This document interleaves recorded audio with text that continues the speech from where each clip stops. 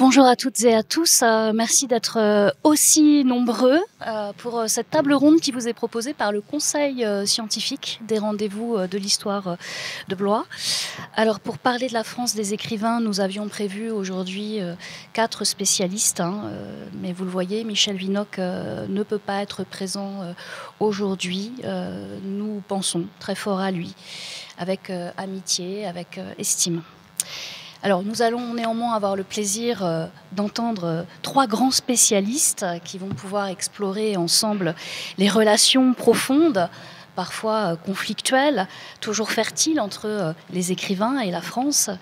Cette idée de la France des écrivains, qui est à la fois une manière de raconter le pays, d'en dessiner les contours symboliques, mais aussi de revenir sur les contestations, les critiques qui peuvent être adressées aussi au pays. Donc je suis entourée de 3 éminents spécialistes de la question, dont les travaux éclairent sous des angles parfois différents, sur des périodes différentes, les enjeux du thème que nous vous proposons ce matin. Florence Nogrette, sur ma gauche, vous êtes professeure à Sorbonne Université, membre honoraire de l'Institut universitaire de France, spécialiste du théâtre, du romantisme et de Victor Hugo. Et parmi vos nombreuses publications, alors le théâtre romantique, paru au Seuil, le plaisir du spectateur du théâtre, le théâtre de Victor Hugo, et plus récemment une magistrale biographie de Juliette Drouet, qu'on vous recommande. Juliette Drouet, compagne du siècle, qui a obtenu d'ailleurs le prix prestigieux, le prix Chateaubriand 2023. Et vous dirigez aussi une opération importante, qui est l'édition du journal épistolaire de Juliette Drouet à Victor Hugo. Il y a 22 000 lettres, il y a un site, n'hésitez pas, oui, c'est très impressionnant, le travail est en cours, on en parlera peut-être. Et puis très bientôt, le 7 novembre je crois, vous publiez une nouvelle édition des Contemplations de Victor Hugo, illustrée par des photographies du 19e siècle aux éditions magnifiques Diane de Cellier. Voilà, donc on est très content de vous avoir avec nous. Gisèle Sapiro, sur ma droite, vous êtes sociologue et historienne, directrice de recherche au CNRS, mais aussi directrice d'études à l'EHESS, l'École des hautes études en sciences sociales. Vous êtes lauréate de la médaille d'argent du CNRS en 2021, prix de la recherche Gay-Lussac-Humboldt en 2023. Alors vous aussi, vous avez de nombreuses publications, nécessairement, j'ai fait un choix. Je mentionnerai La guerre des écrivains, 1940-1953, La responsabilité de l'écrivain, littérature, droit et morale en France, 19e, 21e siècle, Une sociologie de la littérature, rééditée d'ailleurs en 24, Les écrivains et la politique en France, qu'on connaît bien généralement quand on est professeur d'histoire géo, c'est un livre qu'on utilise beaucoup, paru en 2018. Peut-on dissocier l'œuvre de l'auteur en 2020, et puis Des mots qui tuent, la responsabilité de l'intellectuel en temps de crise. Voilà, donc une bibliographie aussi abondante. Et puis enfin, notre 3e intervenant est François Doss, que vous connaissez peut-être, habitué des rendez-vous de l'histoire. Vous êtes professeur des universités émérite de Paris 12, chercheur associé au Centre d'histoire culturelle des sociétés contemporaines de l'Université de Versailles Saint-Quentin, collaborateur de l'IHTP. Vous travaillez aussi pour la revue Raison Présente. Alors vous êtes spécialiste d'historiographie. C'est vous qui avez écrit L'histoire en miettes, qui a été réédité un bon nombre de fois et qui est aussi un livre fondamental pour tous les enseignants. Peut-être que certains d'entre vous, enfin je suis même sûre que certains d'entre vous l'ont lu dans la salle. Le pari biographique, écrire une vie, ça c'était en 2005. Et puis évidemment, si vous êtes là, c'est aussi que vous êtes spécialiste de l'histoire des intellectuels, de l'histoire des écrivains. Donc vous avez fait paraître la saga des intellectuels, ces 2 gros pavés chez Gallimard en 2018. Vous avez publié aussi beaucoup de biographies de référence, Paul Ricoeur, Michel de Certeau, Gilles Deleuze et Félix Guattari, Castoriadis, Pierre Nora, Pierre Vidal-Naquet, et puis tout dernièrement Michel Serres.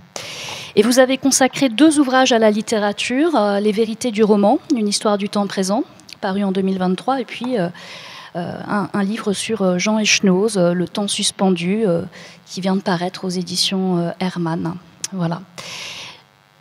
On a de la chance de vous réunir tous les 3 aujourd'hui dans cette salle du Château de Blois. Alors, On va commencer peut-être la discussion en essayant de réfléchir à ce qui permet, le PowerPoint ne fonctionne pas, au moteur de l'engagement, aux raisons pour lesquelles les auteurs, les écrivains, les littéraires s'engagent. Hein. Alors, qu'est-ce qui pousse Florence Nogrette, un écrivain, une écrivaine, à s'engager dans la fiction littéraire? Est-ce que c'est la volonté d'agir, de témoigner, d'éclairer, de dénoncer? Qu'en est-il pour les romantiques? À la période romantique, on est quelques années après la Révolution française, quelques années après le Congrès de Vienne. On est dans une société qui est très divisée, dans une société où parfois à l'intérieur même des familles, par exemple dans celle de Victor Hugo, il y avait des gens qui étaient dans un camp et d'autres qui étaient dans l'autre, à l'époque de la Révolution française.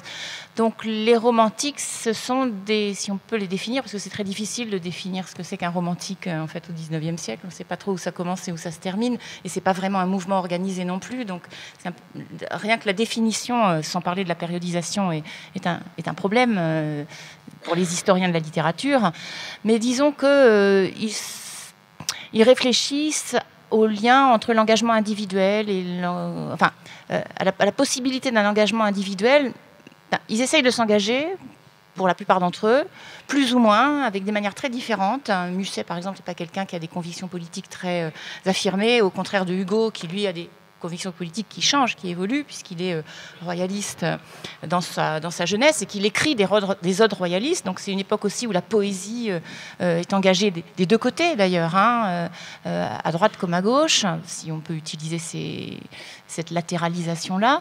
Mais Hugo, lui, on voit bien qu'il commence par avoir un engagement qui est plutôt politique, hein, avec ses odes royalistes, avec son poème. Alors ensuite, sous la monarchie de Juillet, sur le retour des cendres de l'empereur en 1840, qui là est une ode à Bonaparte. Donc il passe du côté de sa mère, hein, qui était royaliste, au côté de son père, qui était bonapartiste. Puis après, dans les années 40, Hugo, lui, il abandonne un petit peu la question politique pour la question sociale. Lui, au fond, quel que soit le régime, ce qui compte, ça va être, par exemple, la résorption de la misère. Hein. Et il commence la rédaction des Misérables en 1845. Et on voit bien, pour répondre à votre question sur qu'est-ce qui motive, rien que l'avant-propos, enfin la phrase liminaire au seuil des Misérables, c'est « Tant qu'il existera par le fait des lois et des mœurs une damnation sociale créant artificiellement, en pleine civilisation, des enfers et compliquant d'une fatalité humaine la destinée qui est divine, tant que les trois problèmes du siècle, la dégradation de l'homme par le prolétariat, c'est-à-dire par l'état de prolétaire, la déchéance de la femme par la faim, l'atrophie de l'enfant par la nuit, ne seront pas résolus, tant que dans de certaines régions l'asphyxie sociale sera possible, en d'autres termes et à un point de vue plus étendu encore, tant qu'il y aura sur terre ignorance et misère, des livres de la nature de celui-ci pourront ne pas être inutiles. Évidemment, c'est une litote, hein, pourront ne pas être inutiles. Donc, on voit bien que pour lui, l'écriture des Misérables, c'est vraiment un engagement avec l'idée qu'il touchera le maximum de gens par la lecture par la lecture de ce livre, qui pouvait même être accessible aux analphabètes, puisqu'on pouvait pratiquer la lecture à la portière. Hein. Et quand on voit les causes finalement pour lesquelles les romantiques se sont engagés, pas tous les mêmes, hein, ils avaient un peu chacun leur cause particulière, il y en a d'immenses. Et il s'agit parfois simplement de témoigner, parfois d'éclairer, parfois d'agir, parfois de dénoncer, plus ou moins, et souvent les choses se combinent. On voit qu'il y a vraiment de multiples causes sociales ou politiques.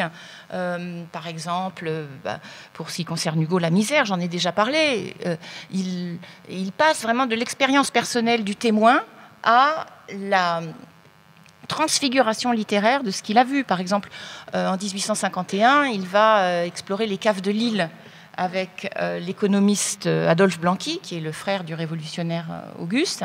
Bon, c'est une expérience terrifiante pour lui. Il écrit un discours qu'il n'aura pas l'occasion de prononcer, un discours sur la misère, qui est son deuxième discours sur la misère, parce qu'il en avait déjà prononcé un en 1849. Et ce discours qu'il n'a pas l'occasion de présenter, il se retrouvera des années plus tard, en 1869, dans son roman « L'homme qui rit », où le personnage principal, devenu Lord à la cour d'Angleterre, prononce le discours que Hugo avait eu l'intention de prononcer. Donc il y a vraiment une porosité entre l'activité politique et l'activité littéraire. Merci beaucoup. Alors, on avance un peu dans le temps avec vous, Gisèle Sapiro. Dans votre travail, vous montrez que l'engagement est aussi lié à la position occupée par l'écrivain dans le champ littéraire. Est-ce qu'on peut identifier des grandes phases, et notamment dans l'histoire du XXe siècle, des modèles d'écrivains engagés? Repartons de Zola peut-être jusqu'à Édouard Louis, en passant par Annie Ernaux. Alors, je voulais déjà reprendre vos termes qui sont très intéressants, éclairer, agir, témoigner, dénoncer, parce que, comme disait Florence Nogrette, ça peut se retrouver chez un même auteur, mais en même temps, on peut voir des grands courants littéraires autour de ces modes d'engagement par la littérature, qui est différent de l'engagement de l'auteur dans l'espace public. Alors, la vocation didactique, donc éclairée, de la littérature, je pense, était plus présente au XIXe siècle, avant la naissance des sciences sociales. Le roman s'anoblit en tant qu'étude sociale, hein, avec Balzac, Eugène Sue, donc qui ont vraiment l'idée qu'on va enseigner éduquer à travers le roman. Zola conçoit aussi la littérature comme une science expérimentale qui permet de connaître et de faire connaître le monde, mais l'auteur Zola, lui, n'intervient pas, contrairement à Balzac ou Sue qui donne des directives, des jugements. Il laisse les lectrices se faire leur opinion de l'intrigue et de la morale de l'histoire, on peut dire. Alors la littérature comme mode d'action, c'est une conception plutôt avant-gardiste, hein, chez les symbolistes, les surréalistes, les situationnistes, mais aussi on la trouve évidemment sous une forme différente dans le roman à thèse, hein, ce que Suzanne Suleiman a décrit comme le ideological novel, le roman à thèse, qui fait de la littérature en fait un vecteur d'un message politique.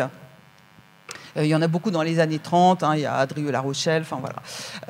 La littérature comme mode d'action, donc, c'est une conception plutôt avant-gardiste, mais Sartre va aussi la développer après la Deuxième Guerre mondiale dans sa théorisation de qu'est-ce que c'est que la littérature engagée, autour de laquelle il construit la notion de responsabilité de l'écrivain.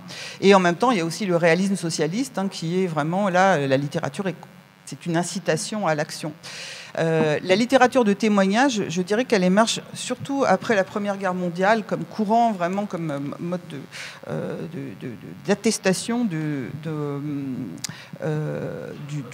la tragédie vécue collectivement. Dans la littérature contemporaine, c'est devenu aussi une manière de faire de la littérature engagée sans faire du roman à thèse. C'est même une posture narrative, hein, le narrateur comme témoin plutôt que comme juge. Ça peut rejoindre aussi la fonction dénonciatrice de la littérature pour dévoiler des crimes ou des abus. Ce fut notamment le cas dans La Résistance. Hein. Aragon écrit « Le témoin des martyrs de Chateaubriand ». Ça n'est pas une fiction, hein, c'est un document, mais il prend le point de vue d'un témoin, anonyme bien sûr, et dans un de ses poèmes, alors là c'est la poésie, le rôle de la poésie, en 1942, le médecin de Villeneuve, par exemple, il parle à mots couverts de la rafle des Juifs aux alentours de Lyon. À une époque où vraiment personne n'en parle. Mais évidemment, le témoignage, il peut se faire aussi à la première personne. Et là, dans la littérature contemporaine, enfin, si on peut appeler ça de la littérature, mais c'est au sens où c'est des témoignages très forts de Vanessa Springora dans Le Consentement ou de Neige Sino dans Triste Tigre. Et là, en fait, l'expérience personnelle a une valeur représentative d'une réalité qui la dépasse, un caractère paradigmatique, en fait. Et alors, sur la question des formes d'engagement, on peut peut-être montrer, je distingue en fait les formes d'engagement selon la position qu'occupe l'écrivain dans le champ littéraire. Hein. Ceux qui sont déjà très établis, très connus, interviennent le plus souvent en nom propre. Par exemple, Victor Hugo, Zola, voilà, sont des grands noms qui interviennent avec leur nom propre. Mais les débutants, les inconnus, qui n'ont pas encore un nom en littérature, en fait, ils interviennent plutôt en groupe, en collectif. On peut penser aux aux avant-gardes, comme les surréalistes, ils ont un nom collectif, c'est comme ça qu'ils émergent.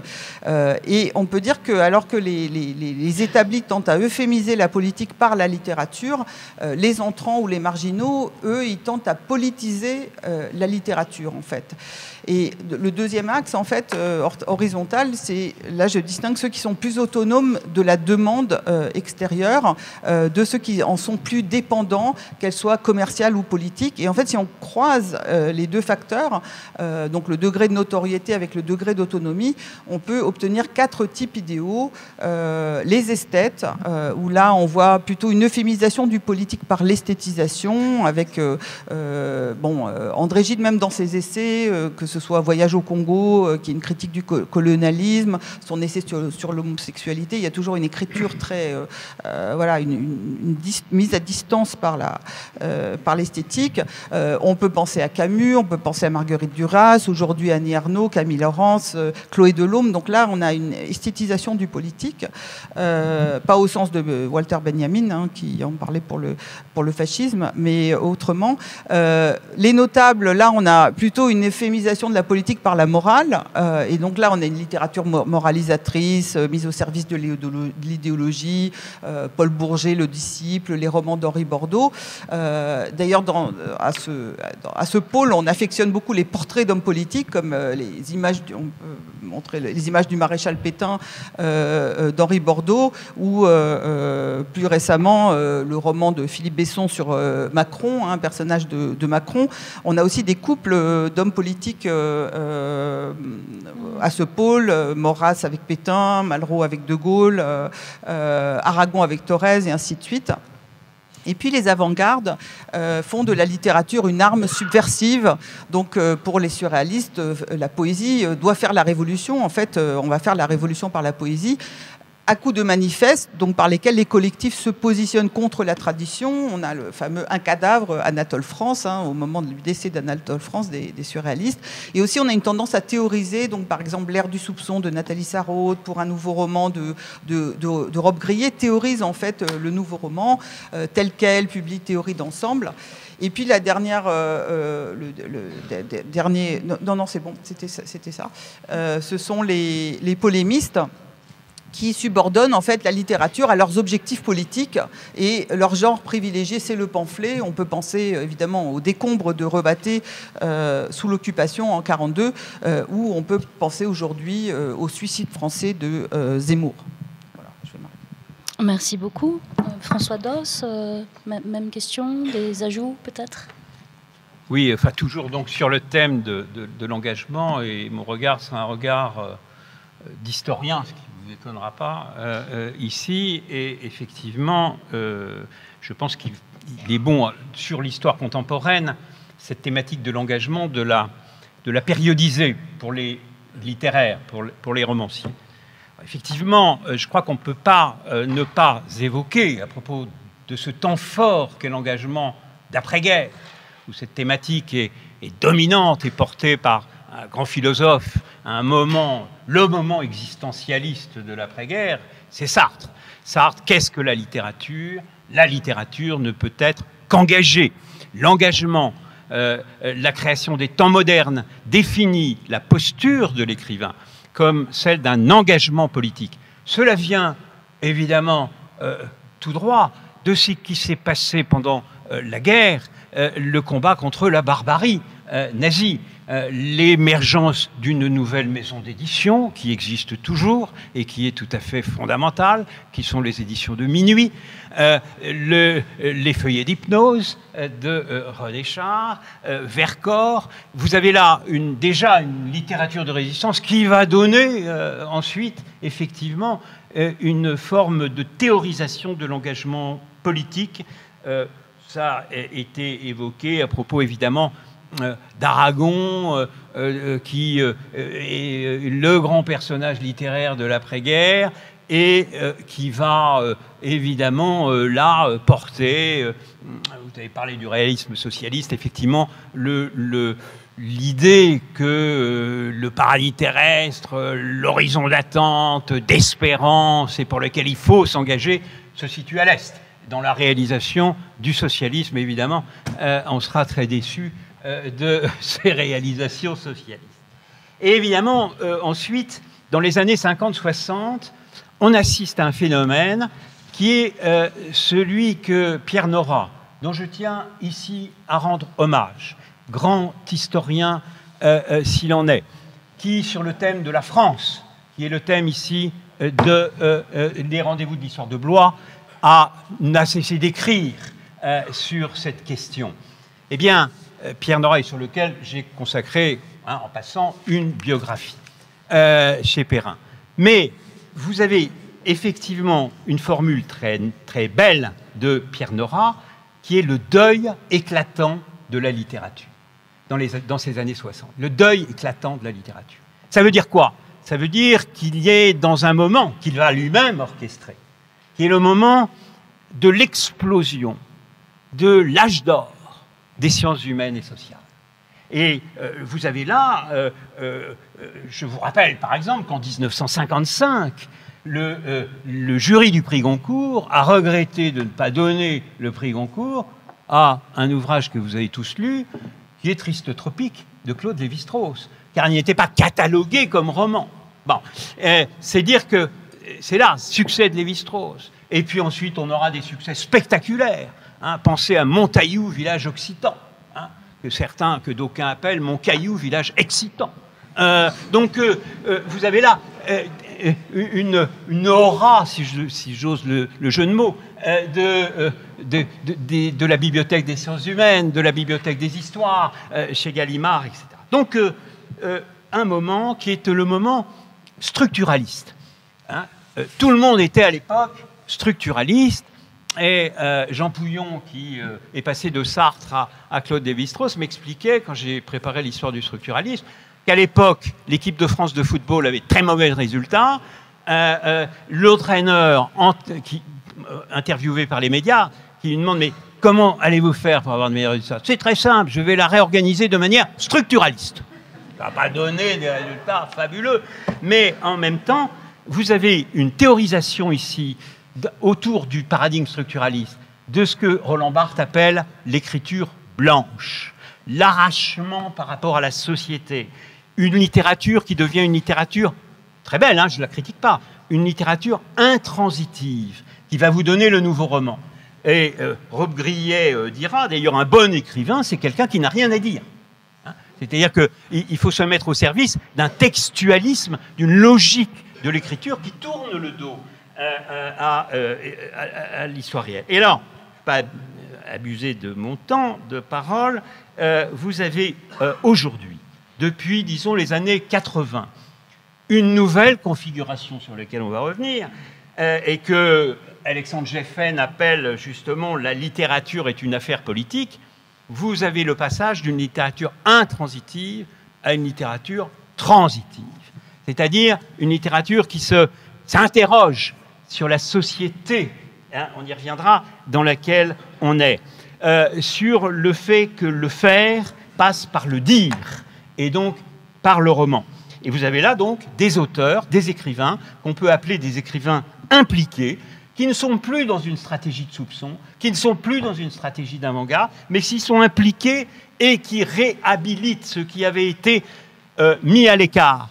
La narration, le récit, le sujet, l'auteur, eh bien, tous ces éléments reviennent, mais en utilisant toute la fécondité de ce moment d'effervescence sémiologique des années 60, c'est-à-dire qu'il n'y a plus effectivement une naïveté par rapport à l'écriture. L'écriture est une fabrication. Ils sont conscients à partir de là qu'il n'y a pas de transparence, que la transparence est un mythe.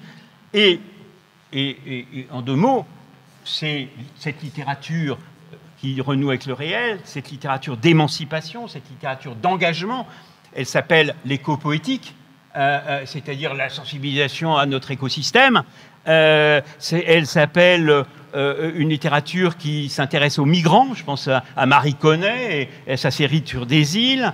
Je pense à une littérature qui est sensible au règne animal, hein, pour employer le titre d'un roman qui est celui de Jean-Baptiste Del Amo, qui pense à l'écosystème. Je pense à Alice Ferney, Le règne du vivant. Je pense aussi, évidemment, à l'émancipation des femmes. Vous avez cité effectivement ce très beau livre de Nechstino, mais on peut citer aussi Anne Berest, Vanessa Spingora, que vous avez cité en effet. Donc il y a aujourd'hui une littérature qui dit quelque chose, on y reviendra, de notre société. Merci, mais alors, quand ils choisissent la fiction, en quoi la fiction est-elle un moyen de s'engager, finalement, peut-être plus puissant que l'essai ou la tribune? Florence, peut-être? Non, au XIXe siècle, il faut prendre en considération le fait que le public de la littérature, c'est un public qui n'est pas forcément un public qui sait lire, qui peut avoir accès à la littérature. Alors déjà, si c'est du théâtre, il n'y a pas besoin de savoir lire, hein, et le théâtre populaire est très développé, hein, tout autant que le théâtre plus élitiste. Il y a des scènes comme le théâtre de la Porte Saint-Martin, par exemple, ou le théâtre de la Gaîté, le théâtre des Variétés, qui sont des théâtres où on peut toucher un vaste peuple, et dans la province de même, hein, le théâtre se diffuse beaucoup, c'est le seul divertissement collectif, hein, qui existe à l'époque. Et puis, il y a l'idée aussi que par la littérature, on va pouvoir donc toucher un public qui ne lirait pas un essai parce que ça serait trop difficile. Dumas dit par exemple que lui, il lit les historiens, et puis il lit les historiens comme des mineurs, hein, il emploie cette métaphore de l'historien mineur qui trouve le matériau, qui le met à disposition des écrivains, et notamment des romanciers ou des dramaturges, qui en feront une histoire. Et là, il se compare à un orfèvre qui pourra, lui, faire le bijou accessible dont va jouir un beaucoup plus large public que le public peut-être plus spécialisé à l'époque, hein, qui est celui des historiens.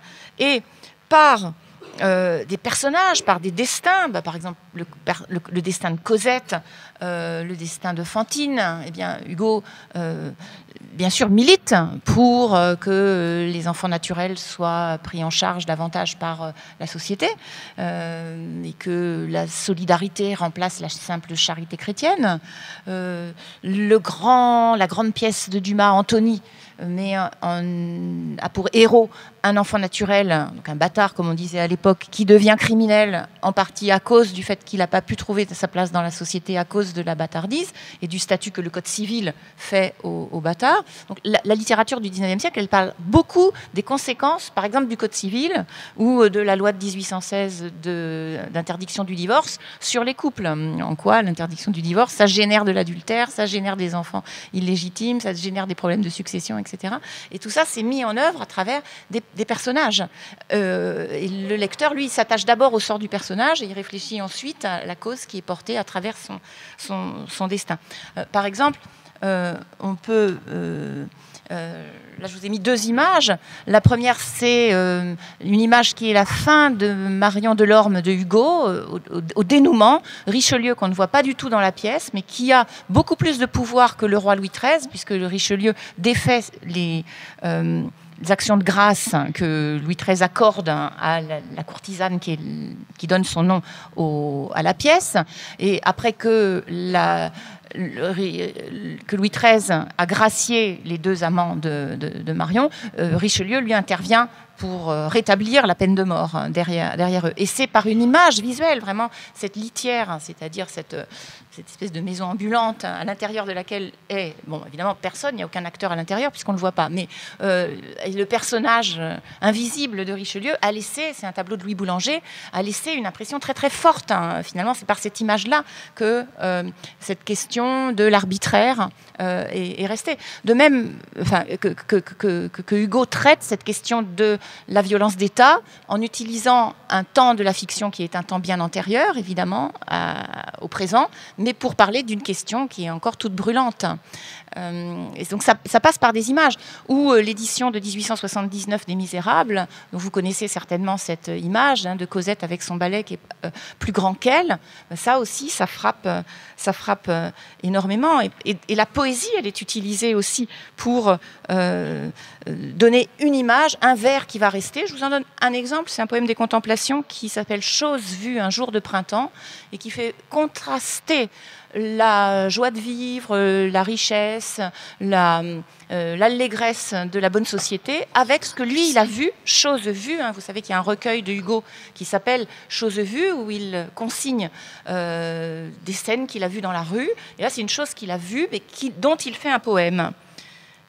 Les wagons ébranlaient les plaines, le steamer secouait son panache au-dessus de la mer.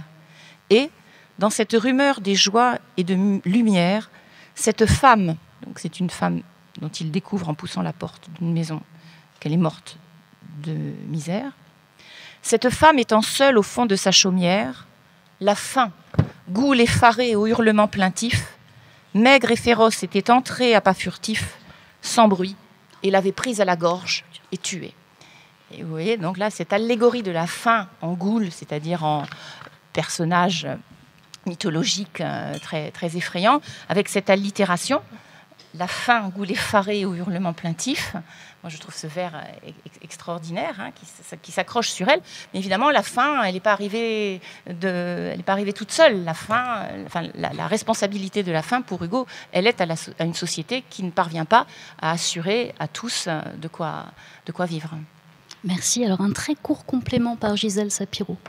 Oui, je voulais juste ajouter que la prise de position, elle est souvent ponctuelle, elle est liée à un événement comme l'affaire Dreyfus, la guerre d'Algérie, même si on la garde en mémoire.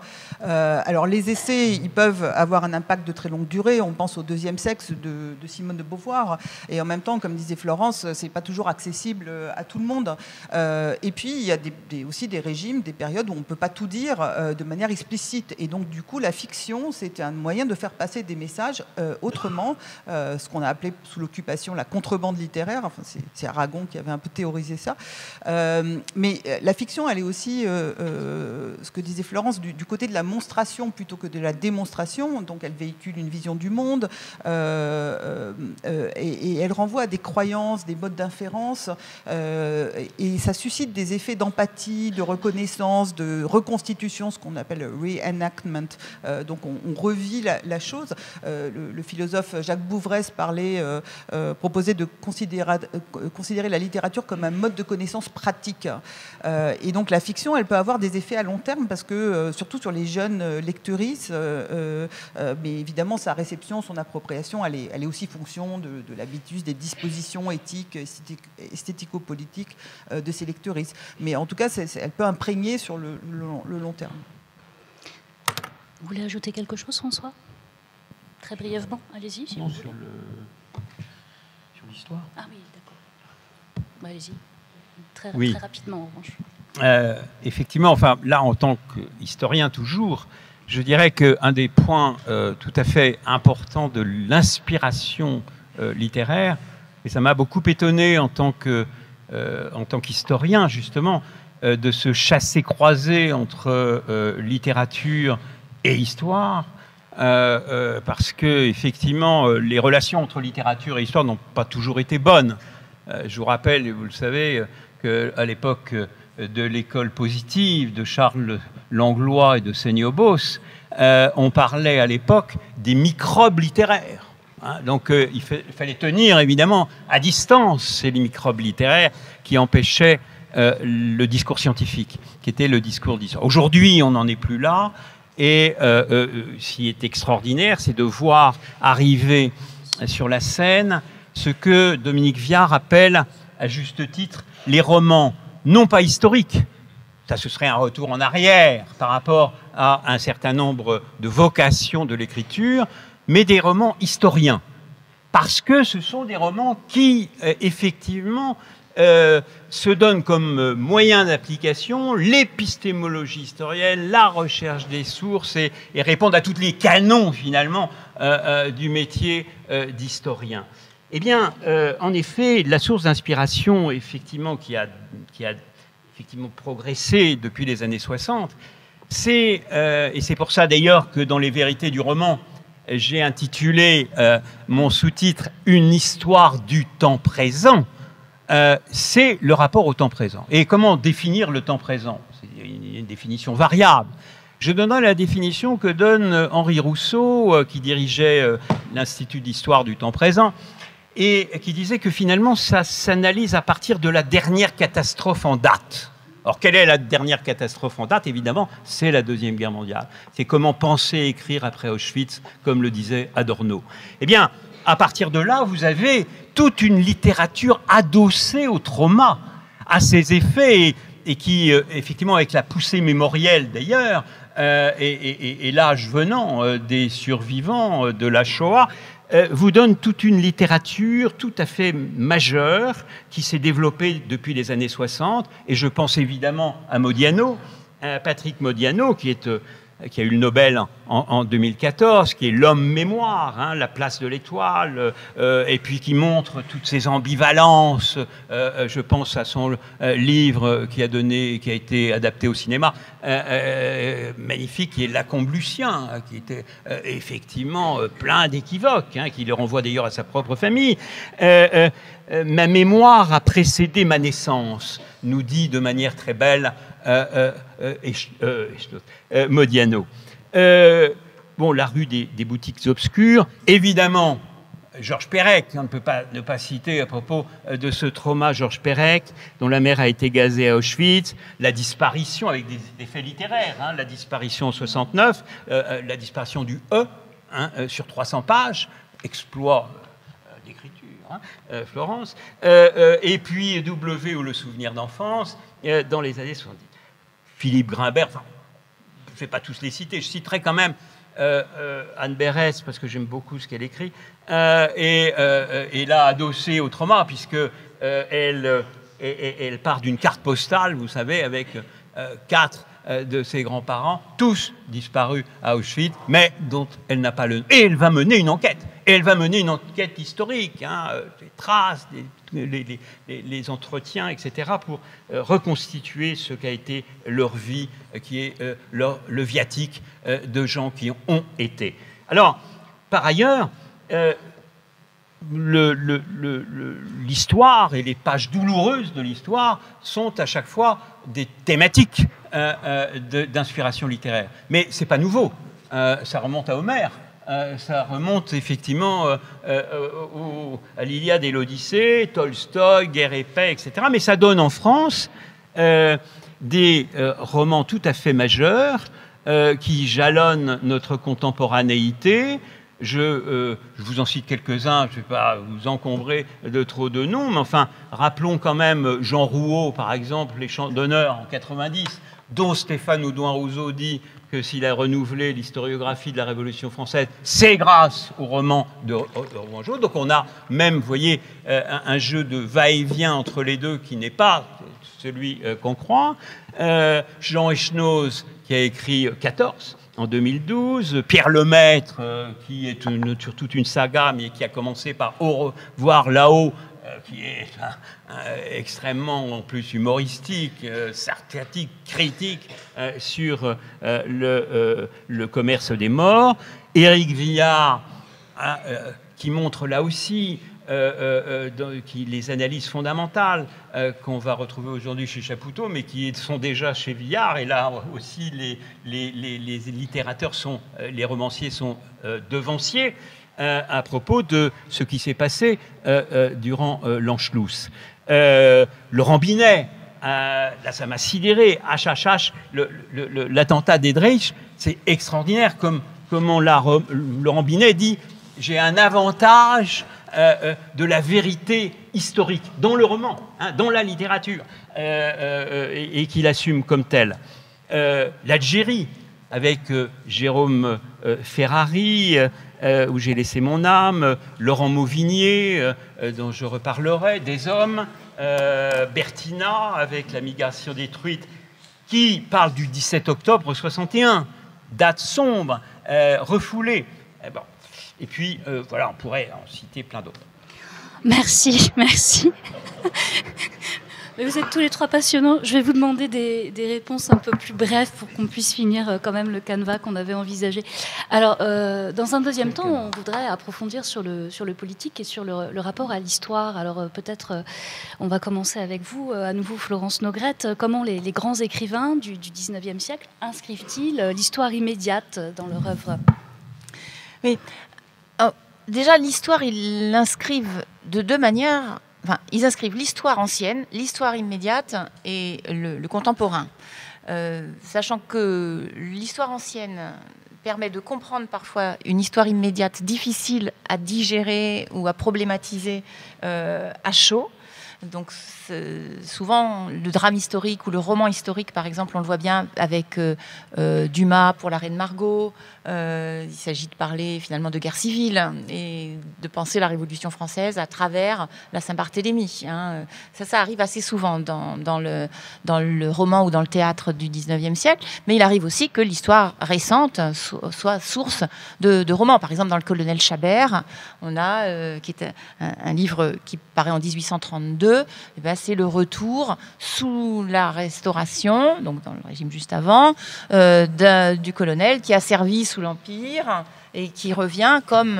alors à la fois, il représente une réalité, la réalité de ceux qu'on avait cru disparus, qui ont mené une autre vie, qui ont profité du fait qu'on les avait cru disparus pour mener une autre vie, et puis qui reviennent dans un nouveau régime, qui apparaissent et qui sont rejetés. Alors, ce qui est intéressant, c'est que des fictions qui sont des fictions de romans d'aventure, avec des histoires qui s'incarnent dans des personnages, et pour lui, il est rejeté par sa femme, il n'est plus reconnu en tant que mari de sa femme, il a été dépossédé de sa fortune, mais tout ça, c'est aussi symbolique de comment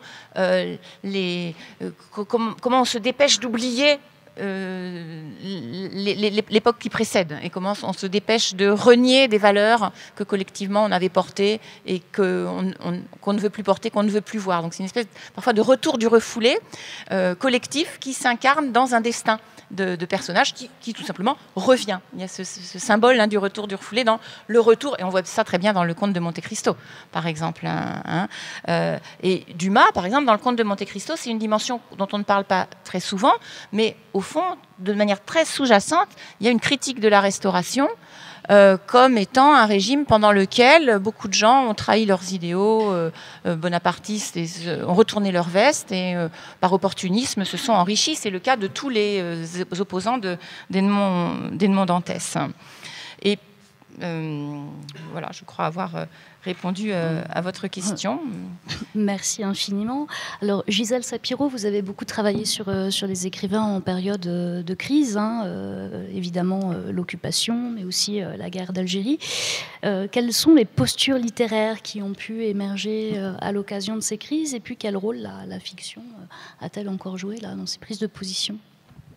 Oui, je vais commencer par on peut mettre la Première Guerre mondiale. Bon, il y a évidemment, mais je saute ça, voilà. La littérature, aussi bien le roman que la poésie, parce qu'on peut penser aussi à Apollinaire, bien sûr, au départ, sont plutôt des vecteurs de propagande nationaliste. Il y a cette espèce d'héroïsme guerrier qui prévaut, il y a une forme de nationalisation de toute la société. Mais à partir du tournant de la guerre, là, on voit émerger des messages pacifistes, et dans la littérature notamment, qui était une manière de faire passer ce message, justement, qui est très censuré. C'est Le Feu de Barbus, qui en fait va rompre avec cet héroïsme guerrier et montrer les horreurs de la guerre. C'est un roman qui paraît en partie censuré, et il y a toute une série de romans dans cette lignée, jusqu'au Voyage au bout de la nuit de Céline, qui s'inscrit dans cette lignée-là, plus tardivement. Et puis c'est plutôt le roman picaresque, en fait, qui devient la forme prédominante pour décrire la guerre. C'est à partir du point de vue d'une escouade, là, comme le Feu. On a des séries d'aventures qui peuvent être dramatiques, mais aussi parfois comiques. Alors il y a Les Croix de bois de Dorgelès, par exemple, qui a failli avoir le Goncourt en 19 contre À l'ombre des jeunes filles en fleurs de Proust, qu'il obtient finalement.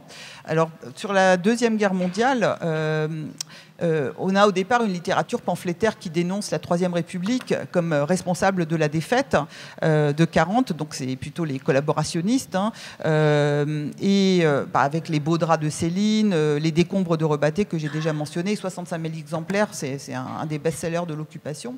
Et en face de ce discours pamphlétaire dans une période de censure, c'est la poésie qui va devenir la manière de contourner la censure, de faire cette contrebande littéraire en recourant à un langage codé, métaphorique. On parle de la femme aimée pour parler de la patrie, c'est Aragon dans le Crève-cœur, Éluard, le poème Liberté, qui à la fin, on attend un nom de femme et c'est Liberté qui sort, mais ça c'est déjà un poème qui est dans la clandestinité, il ne peut pas paraître au grand jour. Et dans la clandestinité, en fait, à la fois le roman va reprendre sa fonction de critique sociale ou bien chanter l'épopée de la résistance, comme dans le premier accro coup de 200 francs de Elsa Triolet, qui aura le Goncourt en 1945. C'est la première femme à avoir eu le prix Goncourt pour ce recueil de nouvelles. Mais c'est surtout la poésie en fait qui témoigne et dénonce les exactions, comme dans ce poème Oradour, où je ne vais pas le lire intégralement, où Jean Tardieu décrit en une sorte de litanie lancinante d'heptasyllabes l'extermination des habitants du village par les soldats allemands le 10 juin 1944. Et ça va paraître dans le dernier numéro des Lettres françaises clandestines, qui est daté du mois d'août et qui s'est vendu à Paris à la criée alors que se préparait l'insurrection. Donc vous pouvez lire, hein, je lis juste quelques vers. Oradour n'a plus de forme, Oradour, femme ni homme, Oradour n'a plus d'enfant, Oradour n'a plus de feuilles.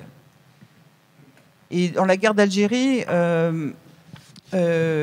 alors, bon, c'est un moment de nouvelle division du champ littéraire entre les pro-Algérie française, la droite académique, les hussards d'un côté, et puis ceux qui sont pour l'indépendance de l'Algérie ou qui simplement dénoncent la torture. Alors, c'est intéressant parce qu'on n'a pas de roman immédiat de la guerre d'Algérie. On a Le Déserteur seulement de Jean-Louis Hearst, qui le publie sous pseudonyme Maurienne parce qu'il est un déserteur. Et donc là, Jérôme Lindon, donc l'éditeur des éditions de Minuit, accepte de le publier sous pseudo et de publier un roman. Parce qu'en fait, ce que cette maison d'avant-garde qui est en train de promouvoir le nouveau roman va promouvoir, c'est le document sur la torture. Et notamment, il y aura dans ce sillage, bon ça c'est chez Gallimard, mais le livre de Simone de Beauvoir avec Gisèle Halimi sur la torture subie par Djamila Boupacha. Par contre, ce qu'on voit à ce moment-là, c'est une mémoire déconstruite de la guerre de 40 avec La Route des Flandres de Claude Simon. Et c'est un peu le début de cette déconstruction de la mémoire par les travers de la mémoire personnelle, mais aussi les formes de traumatisme. Voilà. Et puis, on peut parler de la manière dont la guerre d'Algérie revient dans le roman contemporain, hein, chez Mauvigné, chez Bertrand Leclerc, mais... Oui, merci beaucoup, merci beaucoup. Magnifique livre. Alors, les écrivains sont aussi des consciences critiques de la situation économique et sociale de la France, et de longue date. Florence Nogrette, vous êtes spécialiste de Victor Hugo. Est-ce que vous voulez bien nous parler de la manière dont Victor Hugo dialogue avec le social et peut-être prendre un exemple à partir des Misérables ? Oui, c'est-à-dire que avec Hugo, on a un cas tout à fait particulier puisqu'il était homme politique par ailleurs. Il a été pair de France sous la monarchie de Juillet, il a été représentant du peuple sous la Seconde République et il a été sénateur sous la Troisième République. Donc on a des discours qui sont parallèles. D'un côté, une action politique qui s'intéresse beaucoup aux questions économiques et sociales. Il ne s'intéresse pas seulement à la question du régime, hein, mais il s'intéresse aussi à la Chambre, il fait de nombreux discours. Il fait des discours sur l'éducation, au moment de la loi sur l'enseignement public ou privé. Il fait un discours sur la misère, un premier discours sur la misère que lui, il a eu le temps de prononcer, un discours sur la liberté de la presse. Et il écrit dans des journaux aussi, il crée des journaux. L'événement pendant la Seconde République le rappelle à la fin du Second Empire et pendant tout le début de la Troisième République. Ça, c'est encore une action qui est une action politique. Il écrit beaucoup de lettres ouvertes quand on le sollicite. Par exemple, il y a beaucoup de féministes qui lui écrivent pour le solliciter, pour soutenir leur cause. Il écrit une lettre ouverte aussi contre le sac du Palais d'été pendant la Seconde Guerre de l'opium en 1860. Donc, il a une action comme ça aussi très, très importante dans les journaux. Là, on peut peut-être remettre le pendu vous savez qu'il faisait des dessins, ce merveilleux dessin de pendu qu'il a fait en 1854 à Jersey, alors qu'il y avait eu une exécution absolument horrible d'un meurtrier, Tapner. Il la ressort quelques années plus tard, en 1859, quand il apprend qu'il va y avoir une exécution aux États-Unis d'un anti-esclavagiste blanc, John Brown, et il fait paraître, c'est la seule fois de sa vie où il fait paraître un de ses dessins dans le journal. Donc il est dupliqué à de nombreux exemplaires. Ça, c'est encore une action par le dessin. Il participe au Congrès de la paix, il fait des oraisons funèbres aussi, qui ont souvent une connotation politique ou économique et sociale. Je vous donne cet exemple que j'aime énormément de son oraison funèbre à Félix Bonny, qui était son professeur d'équitation, en 1854, donc au cimetière des proscrits à Guernesey, enfin dans le carré des proscrits du cimetière de Jersey. Il avait été ouvrier et chômage, maladie, travail au rabais, exploitation, marchandage, parasitisme, misère, il avait traversé les 7 cercles de l'enfer du prolétaire. Et donc ça, c'est encore une action politique à l'intérieur d'une oraison funèbre sur une question sociale. Et alors évidemment, dans l'œuvre, il y a des tas de discours politiques, et dans Les Misérables, c'est vraiment un panorama des questions sociales qui se posent à son époque. La prostitution, et c'est évidemment un grand plaidoyer pour la dépénalisation de la prostitution pour les femmes et une mise en accusation des hommes dans la prostitution, ce qui était impensable comme ça à l'époque. Il y a aussi le modèle de l'utopie d'une petite société où l'argent public va à l'école et à l'hôpital. Ça, c'est l'exemple que lui donne Monseigneur Myriel à Digne et que Jean Valjean reproduit à Montfermeil quand il en devient le maire. Il y a évidemment la question du travail des enfants qui est évoquée dans Les Misérables, qui est un roman qui recycle beaucoup d'idées que Hugo n'a pas inventées, évidemment, mais qui viennent de la philanthropie, qui viennent de l'enquête du docteur Villermé en 1841 sur les conditions de travail du prolétariat en général et de l'enfance en particulier. Puis il y a une grande réflexion, évidemment, sur le caractère criminogène de la prison, du bagne et de la misère. Merci beaucoup. Et alors vous, Gisèle Sapiro, est-ce que vous voyez des renouvellements de l'engagement social au XXe siècle dans la littérature, chez les romanciers, chez les poètes, chez les dramaturges ? Oui, alors on peut déjà parler du travail d'Annie Ernaux dans le dévoilement de la violence symbolique qui s'exerce dans les rapports de genre, de classe. C'est intéressant parce qu'elle publie son premier roman juste après la reproduction de Bourdieu et Passeron, qui l'a beaucoup marqué. Et en fait, elle va mettre en roman en fait, cette problématique de la violence symbolique.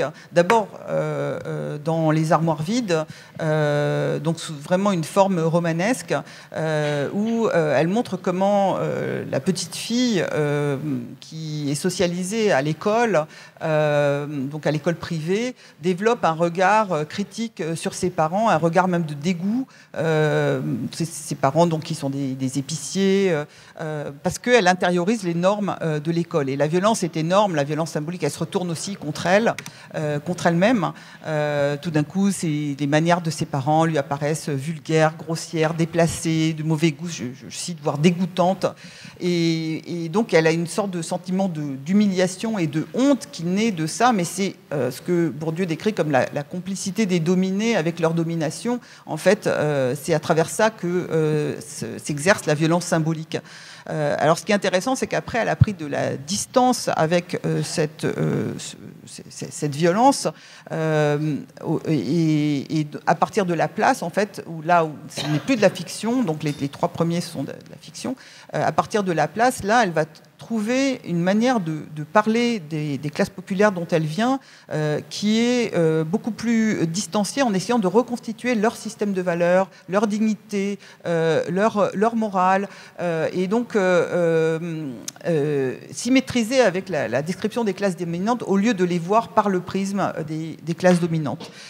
Et alors, on peut retrouver un travail équivalent chez Édouard Louis, qui s'est beaucoup inspiré d'Annie Ernaux, parce que dans En finir avec Eddie Bellegueule, on retrouve cette même violence contre la famille d'origine, qui est celle de l'enfant qui essaie de se détacher de son milieu, qui tente de lui imposer ses normes, y compris dans le cas d'Édouard Louis, évidemment, les normes de la virilité. Et lui, avec sa composition chétive, il se fait taper dessus par des gamins à l'école, comme Gide d'ailleurs dans Si le grain ne meurt, enfin c'est la même histoire, et donc cette violence se retourne contre, il la cache à ses parents, mais elle se retourne aussi contre sa famille, et voilà, donc lui-même aussi, après le premier livre, il va trouver un point de vue plus distancié, notamment dans Qui a tué mon père, où il essaye de raconter la trajectoire de son père, dont le corps a été meurtri par les conditions sociales de son travail, le dos broyé, il est devenu balayeur de rue à cause d'un accident de travail en tant qu'ouvrier. Alors, j'ai beaucoup de choses à dire, mais je voudrais parler aussi du point de vue d'autres types de questions sociales qui émergent dans la littérature contemporaine, celles notamment autour de l'immigration. Je voulais évoquer le roman de Louis-Philippe d'Alembert, Mur Méditerranée, qui est un roman qui parle en fait l'itinéraire de 3 migrantes, une d'Érythrée, une du Nigeria et une de Syrie, et qui vont se retrouver sur le bateau. Et donc, il y a à la fois leur histoire, ce sont 3 femmes, et comment, en fait, elles subissent, y compris les viols, l'humiliation en Libye, pas la syrienne, mais les deux africaines, et comment se reconstituent aussi dans leur rapport, les rapports de classe, de race, dans les relations entre ces femmes et entre les migrants. Je pourrais aussi évoquer sur ce sujet le livre de Chamoiseau on pourrait montrer, Frères migrants, qui est un essai et qui n'est pas un roman, mais qui est d'une écriture comme Chamoiseau qui est absolument magnifique. Et c'est un essai dans lequel il articule, c'est très rare de voir cette articulation de la critique de la politique migratoire européenne avec la critique du néolibéralisme. Donc ça, c'est une phrase qui illustre ça. Je crois qu'on n'a pas le temps, mais on pourrait parler aussi des auteurs postcoloniaux comme Alain Mabankou, la manière dont il incarne des situations de domination sociale, coloniale, genrée. Voilà.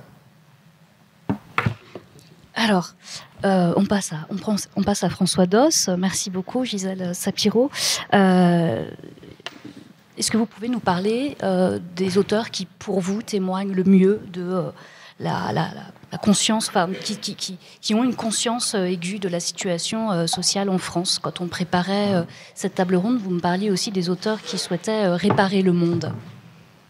Oui, alors, un des phénomènes au-delà des individus, on va en citer des romanciers, mais au-delà on assiste effectivement depuis 20-30 ans, une vingtaine d'années, avec le phénomène que je vous ai dit de littérature transitive qui se donne à parler du réel qui est le nôtre, de notre société, à une conscience critique chez les romanciers de la société dans laquelle ils sont.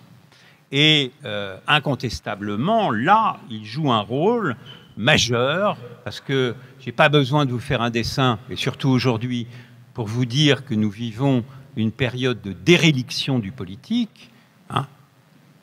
tout le monde a compris. Cette déréliction du politique, effectivement, crée un vide. Et comme la nature a horreur du vide, les créateurs, les romanciers, la littérature est en train de l'occuper aujourd'hui pour dire les mots de la société, les mots M-O-T-S, mais les mots surtout M-A-U-X de la société. Et donc vous avez en effet toute une littérature d'enquête sociale que d'aucuns traitent avec mépris en disant c'est de la basse sociologie. Non, ça reste de la littérature. Une littérature, je l'ai dit tout à l'heure, qui est consciente qu'elle n'est pas transparente et qu'elle va montrer sa fabrication, sa manière de faire, ses doutes, ses interrogations, mais qui va passer aussi, cette littérature d'enquête sociale, souvent par l'immersion. Par le fait de sortir de chez soi et de son laboratoire d'écriture pour aller se plonger dans des univers sociaux. Pensez à effectivement quelqu'un comme Florence Aubenas, journaliste, mais qui va se plonger dans la vie effectivement à Ouistreham de ces femmes et de leur quotidien et de leur bas salaire, pour le dépeindre dans un roman. Pensez à Joyce Orman, qui écrit à la folie, mais qui, avant de l'écrire, fait 1 an d'enquête dans des hôpitaux psychiatriques où elle se fait accueillir et où elle, effectivement, voit de très près comment fonctionne l'hôpital psychiatrique avec ses faiblesses, avec ses manques de moyens, etc. Donc, on a là, alors, des courants littéraires, des auteurs que vous connaissez bien.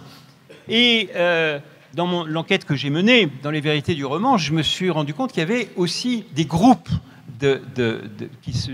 d'auteurs qu'on connaît parce que des gens comme Maëlys de Kerangal, on la connaît par son œuvre, Bégodeau, on le connaît par son œuvre. Eh bien, ce qui les relie, c'est un groupe dont le nom m'a étonné d'ailleurs, parce que ils se disent, ils ont créé un groupe qui s'appelle Inculte. Donc ça peut paraître un peu provocateur pour des gens très cultivés et des auteurs de s'appeler Inculte. Qu'est-ce qu'ils veulent dire par inculte? D'une part, fin des avant-gardes, c'est-à-dire qu'ils ne se prétendent pas comme une avant-garde. Fin des modèles, ils ne préconisent pas un modèle d'écriture. Et troisièmement, pas de surplomb d'une culture qui serait à respecter, etc. Non, dire le monde tel qu'on le ressent, avec sa sensibilité, avec son émotion, avec sa clairvoyance. Et là, effectivement, on a toute une littérature. On peut citer, certains vont pousser des cris, mais pour moi, il fait partie des entomologistes de notre société, de ses fantasmes, de son imaginaire depuis le début, même si je ne partage pas ses orientations politiques, c'est Houellebecq. Hein, c'est un bon entomologiste des mythes de notre 20e et 21e siècle.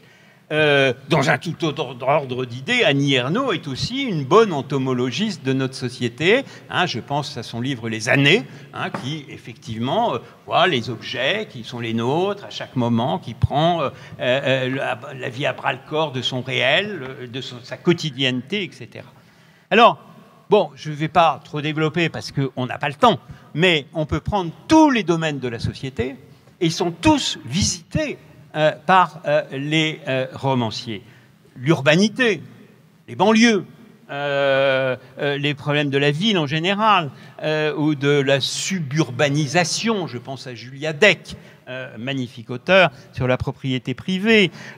Comment fonctionnent les gares? Et là aussi immersion, parce que Martine Sonnet, Joyce Orman, sur la gare du Nord ou Montparnasse, se sont installés dans la gare. On menait des enquêtes auprès de ceux qui y travaillent. À propos de travail, je citerai François Bon, qui d'ailleurs, son premier livre, il est sorti en 82, chez Minuit, hein, ce qui pourtant pas. Il parlait Minuit, c'est plutôt le nouveau roman, la littérature intransitive. Non, il sort un livre qui s'appelle Sortie d'usine en 82 et dont le sujet de son roman est la transpalette. Donc c'est vous dire à quel point il va à l'intérieur de l'usine dans sa quotidienneté extrêmement dure. Martine Sonnet avec Atelier 62, Elisabeth Filol avec La Centrale, qui a donné lieu aussi à une adaptation de film, le monde médical avec Maëlys Descarangal, qui y consacre Réparer les vivants, la transplantation cardiaque.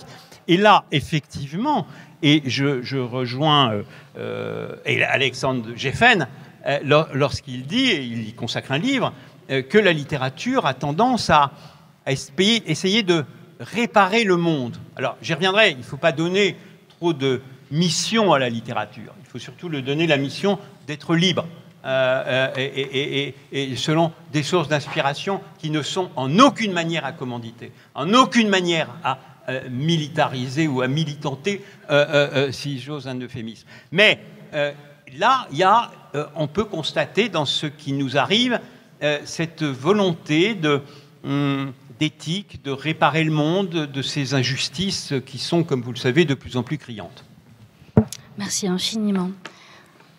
Alors, peut-être juste quelques mots. On se dirige vers la fin de cette table ronde, avant les échanges aussi avec la salle. Donc, dans une société fragmentée comme celle de la France, que peut réellement l'écrivain? Est-ce qu'il est toujours une conscience nationale? Au XIXe siècle, Florence Nogrette, les écrivains parlent au nom du peuple, voire au nom de la nation. Est-ce que c'est toujours tenable aujourd'hui?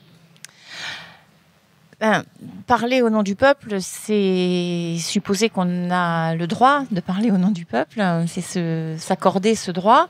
C'est le cas de la génération de ce que Bénichou avait appelé les mages romantiques. Par exemple, Hugo, dans son poème qui s'appelle Fonction du poète, dit « Peuple, écoutez le poète, écoutez le rêveur sacré.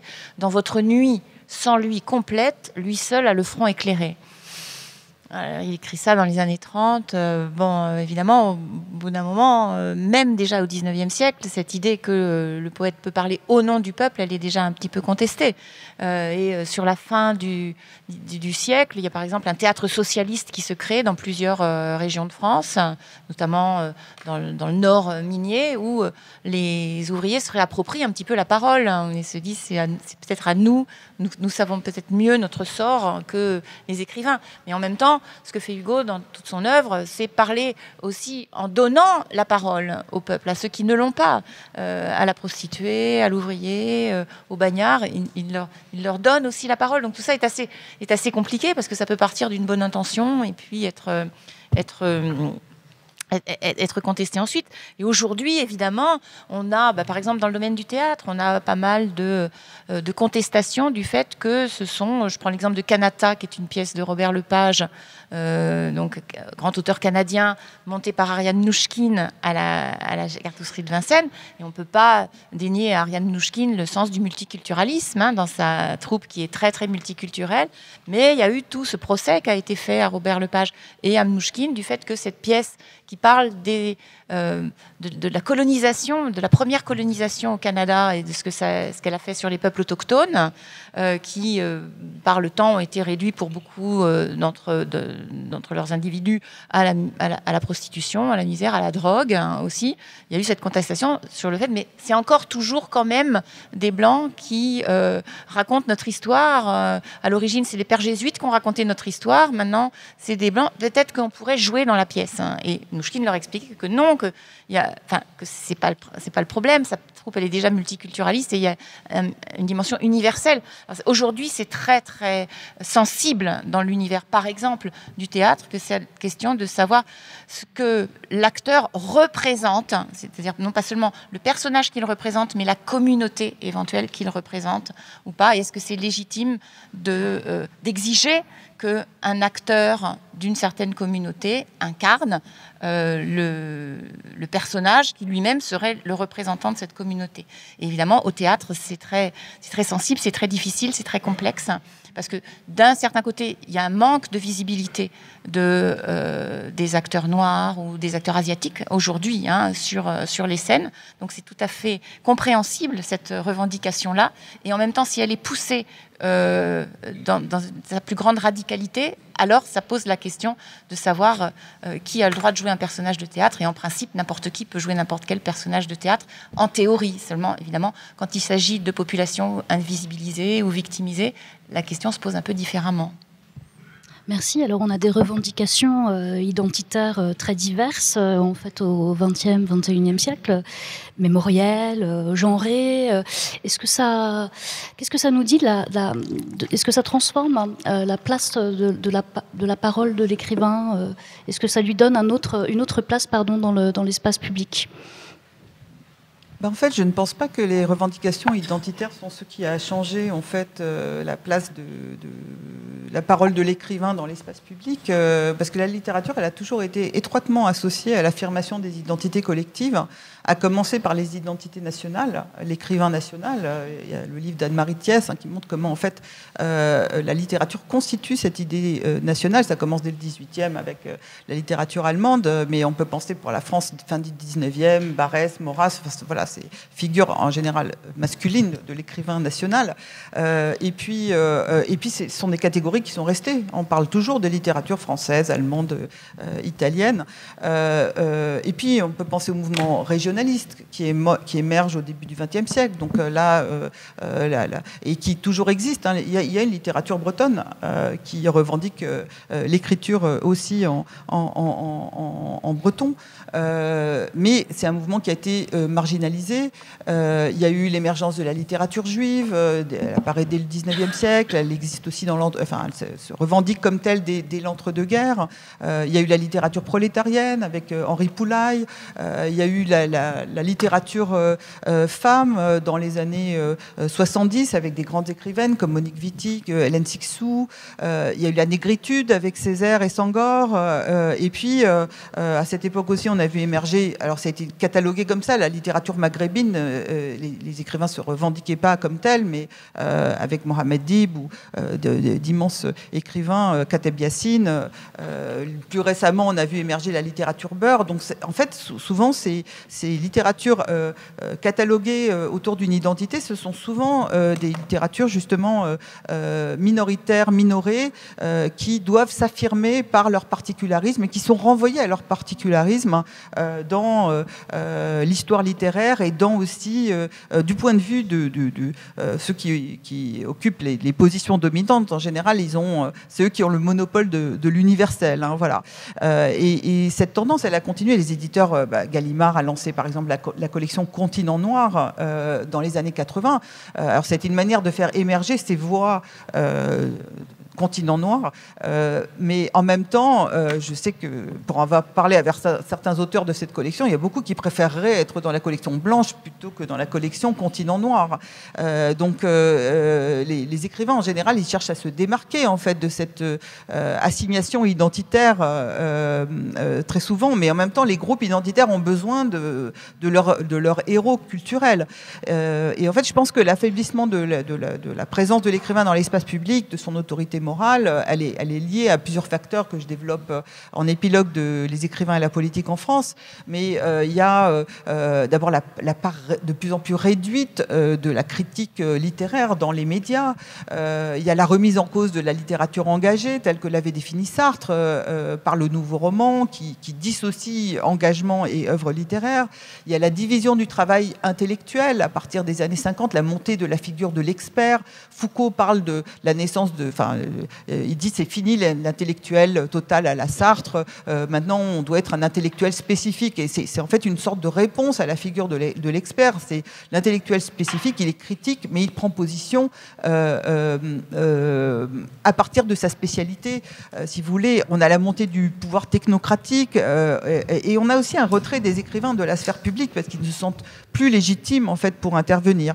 Par contre, ce qu'on peut voir, c'est des évolutions qui sont en partie venues des États-Unis en Europe. On a une féminisation accrue. Alors, c'est pas qu'il n'y avait pas de femmes dans la littérature, c'était qu'elles étaient beaucoup moins visibles, moins consacrées. Elles pouvaient être très visibles et très vendues, mais moins consacrées par les instances littéraires. Donc là, on voit depuis les années 80 une intensification, même le prix Nobel de littérature. Bon, cette année, c'était un homme, mais l'an dernier, c'était une femme.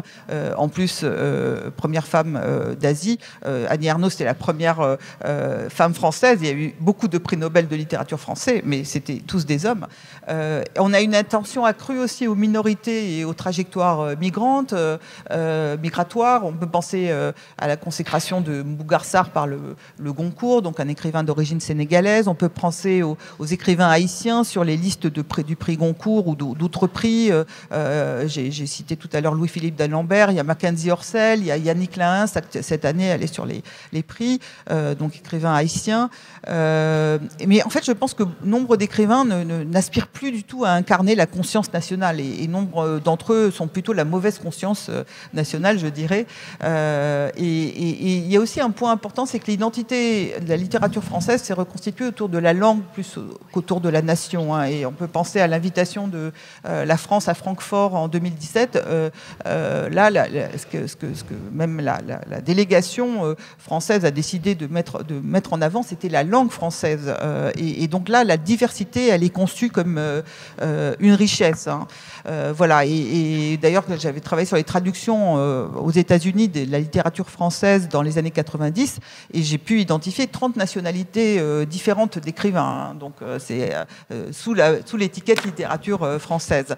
En revanche, je pense que le mouvement MeToo et aussi la remise en cause du canon littéraire et aussi intellectuel par les féministes américaines, par le mouvement des droits civiques aux États-Unis ont fait, c'était de permettre de réviser en fait le canon et de faire réémerger des figures oubliées. Là, par exemple, on a un intérêt renouvelé pour Monique Wittig, qui était reconnue à l'époque, mais quand même dans des cercles assez limités.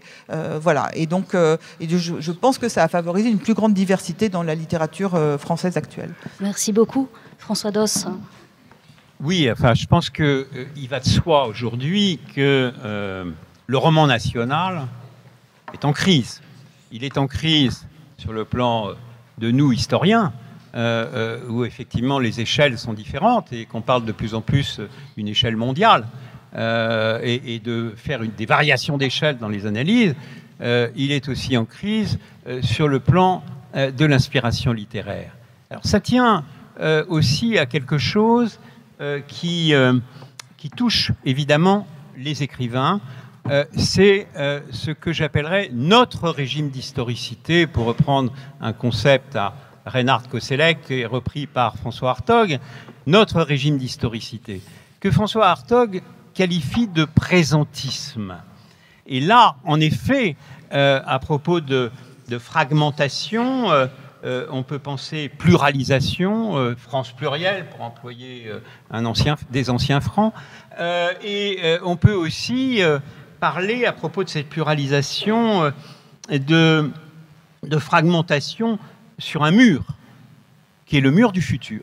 Et j'aime beaucoup cette phrase de Marie Darrieussecq, qui est très fine, grande écrivaine, et puis en plus avec toute la finesse de la psychanalyste qu'elle est. Et Marie Darrieussecq dit « J'ai la nostalgie du futur ». J'ai la nostalgie du futur. En effet, le futur semble fort clos aujourd'hui. Hein, et il n'y a pas, pour reprendre un concept à Ricoeur, d'horizon d'attente, d'horizon d'espérance, de projet. C'est ce qu'on vit aujourd'hui. Une assédie généralisée qui tient justement à cette absence de futur. Eh bien, l'inspiration littéraire en est la traduction sur le mode de l'émotion, sur le mode de la sensibilité, sur le mode effectivement des angoisses et du rapport au présent et au passé, qui se tourne, faute de futur, vers la mémoire, et une mémoire de plus en plus individuée, souvent nostalgique, souvent mélancolique. Et si on pense à quelques grands auteurs comme Pascal Quignard ou Pierre Bergougnoux ou Pierre Michon, on a là une littérature qui est une littérature mélancolique sur ce monde que nous avons perdu, pour reprendre les termes de Peter Laslett. Ce monde que nous avons perdu. Mais on n'en a pas gagné, malheureusement, un autre.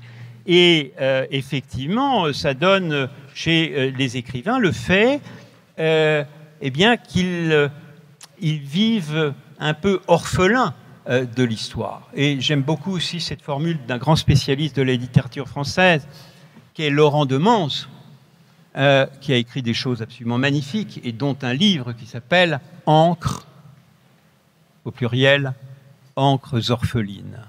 Voilà, on a effectivement une crise de la téléologie historique, et c'est heureux d'ailleurs, on voit où elle nous menait, mais une double crise qui est une crise identitaire, une crise ontologique, et que vivent aujourd'hui les écrivains.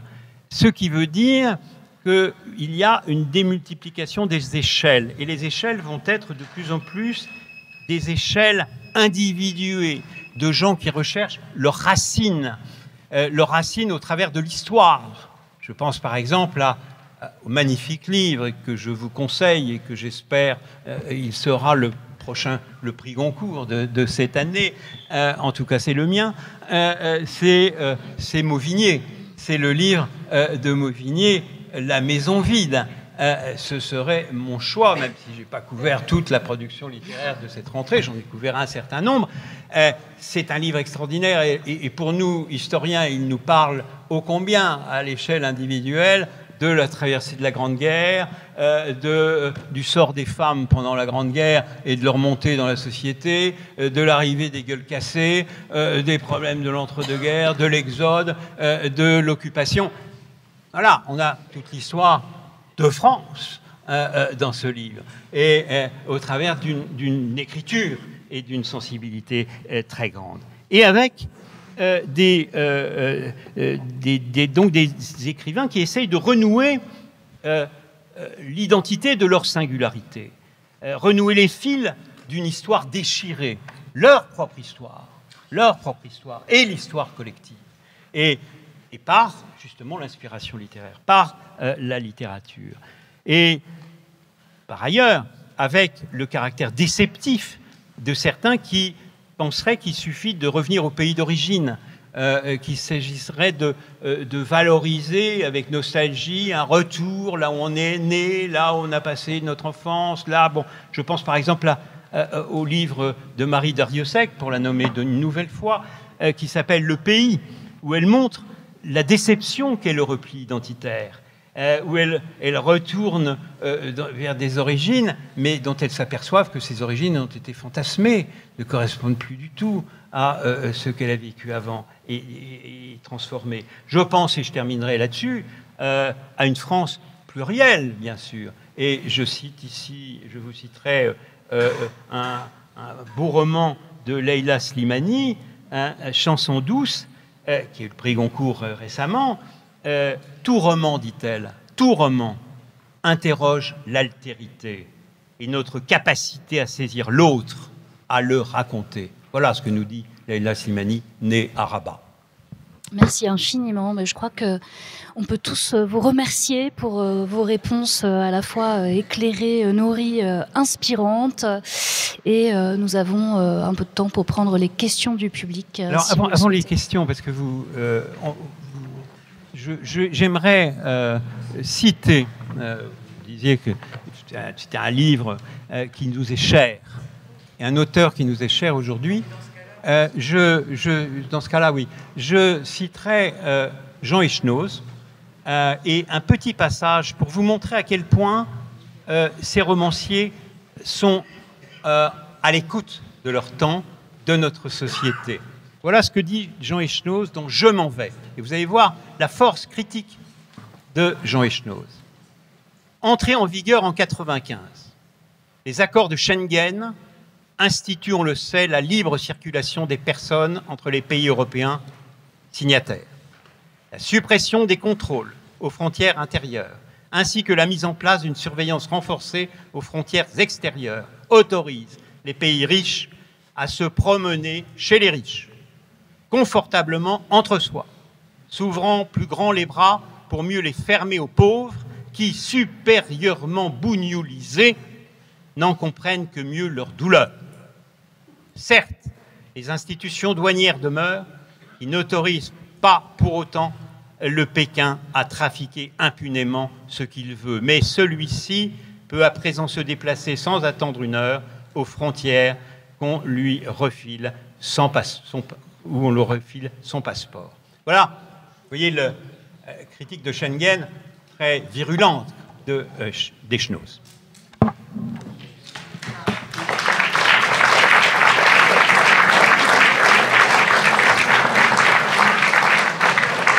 Alors, on a très peu de temps, pardon. En fait, nos orateurs étaient passionnés. On a très peu de temps pour les questions, mais on peut en prendre quelques-unes quand même. Merci encore pour vos réponses très nourries, très claires, très inspirantes. Alors, y a-t-il des questions? Oui, là. Merci. Attendez que le micro circule pour l'enregistrement. Bonjour, merci déjà pour votre conférence qui était très intéressante. Et j'avais une question à vous poser, parce que vous avez beaucoup traité des écrivains par le haut, c'est-à-dire ce qu'ils représentaient de la France et quelle vision ils pouvaient en avoir et qui défendaient ou quelle vision ils avaient. Mais concrètement, dans le rapport au peuple, si on parle par exemple de Victor Hugo qui va être panthéonisé, Les Misérables qui vont devenir un grand classique, sur ce que dit Italo Calvino sur le rôle des classiques, comment est-ce que vous comprenez justement le rapport intersubjectif de la France, elle est construite parce que l'écrivain en dit, mais elle est aussi construite dans son rapport à son public. Et comment est-ce que vous voyez cette évolution, en tout cas, de la place de l'écrivain et de son rapport à la fois avec les Français, mais aussi de son usage de la langue, parce qu'au final, est-ce que la littérature, elle n'a pas un rapport un peu ontologique à la nation du fait qu'elle parle déjà le même langage que les Français, par exemple? Donc, qu'est-ce que vous pouvez en dire, justement? Ça me semble compliqué en quelques minutes, mais Florence se lance. Oui, c'est vraiment un défi, votre question.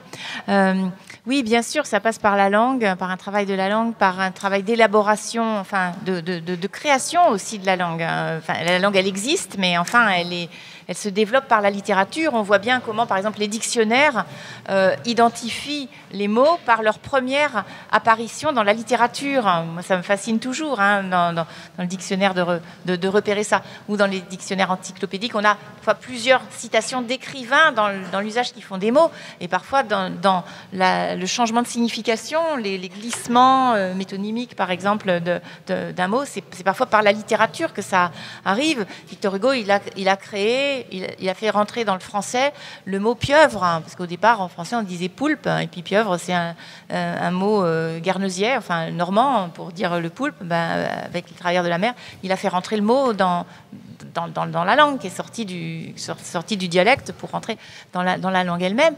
Et puis, quand on dit national, c'est vrai que c'est un petit peu flou, parce que le propre d'un grand écrivain national, c'est de devenir un grand écrivain international. Et c'est à partir du moment où il est traduit, ailleurs et où il est adapté aussi. Ce qui est formidable, ce qui est remarquable avec Les Misérables, c'est que presque personne l'a lu in extenso. Et en revanche, les gens connaissent, tout le monde connaît Les Misérables par ses adaptations, par la comédie musicale, à tel point que quand on va voir la comédie musicale, on se dit, mais il y a des choses qui ne sont pas dans le livre, c'est quand même incroyable, alors qu'il s'est agi de le réduire au maximum. L'œuvre, après, elle génère autre chose et elle devient une œuvre internationale. Je pense qu'une œuvre strictement nationale, c'est une œuvre qu'on oublie. Peut-être que c'est un peu rapide, un peu catégorique comme réponse à votre question, qui est immense. Allez-y.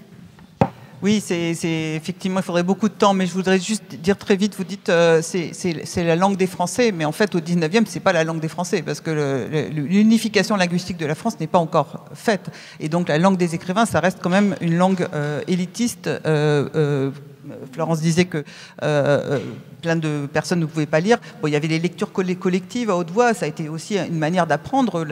Mais ce qu'on voit, c'est que ça va accompagner l'enseignement du français, parce que là, c'est le roman feuilleton, en fait, si vous voulez, ça a été le moyen de diffuser très largement ces récits auprès d'une population qui était en train d'apprendre la langue française. Ensuite, ce qui est très intéressant, c'est l'histoire de l'introduction du parler populaire dans la littérature. En